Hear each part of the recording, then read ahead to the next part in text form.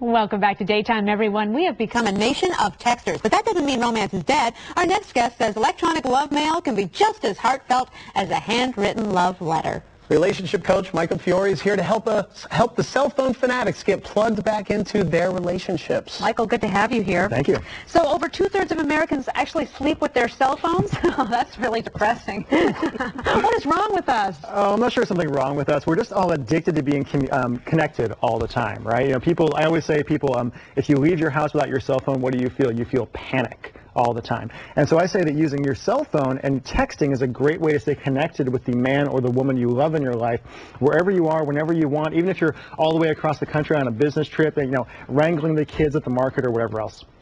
Now, we have a lot of singles in America, yes, I understand. There was a survey taken, huh? No, there's a few, yeah. 44% of American adults are single. So that would probably attribute to it. To the texting thing? Yeah, I find a lot of people who are single, it's a great way to, people are kind of scared to get on the phone, especially after a first date, right? So I often tell people who are single to use your cell phone and texting as a way right after you have that initial first date to kind of tell the person you were just with what you really loved about that date in the first place. You know, I can still smell you on me, I can still, the thing I...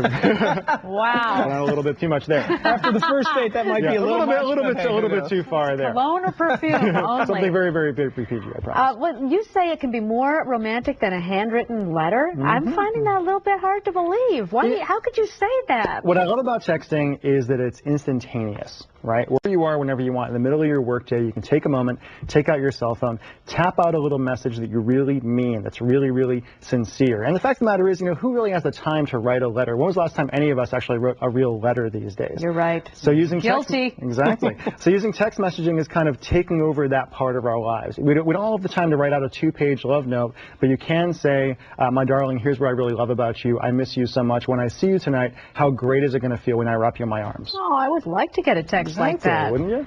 Is it different for men and women, the messages they should text? It is largely, men are largely visual creatures and are largely much more direct in what we kind of require. If you're a woman, just sending a message saying, thinking of you, do you remember the look on my face last night when you kissed me goodnight? Things like that work very, very well. If you're a man texting a woman, you want to get a little bit more detailed and more about feelings and emotions. You have no idea how much I love you, how much I appreciate having you in my life, but I'm going to show you tonight. Something like that. Oh my gosh. It happens every time. Are you single? I'm afraid not. I'm not. I have a very happy girlfriend. So I bet she is. Yeah. So it goes back to that primal thing where a guy just has to show you. Yeah. Is that kind of a guy, sometimes guys come to me and they say, Mike, I don't want to have to be the one who's running the romance all the time. I'm like, well, suck it up. It's kind of your job as a guy to be the one who is leading the way romantically in a relationship. And it's so powerful. People really don't tell each other how they really feel enough these days. I always say be unapologetically romantic with your partner.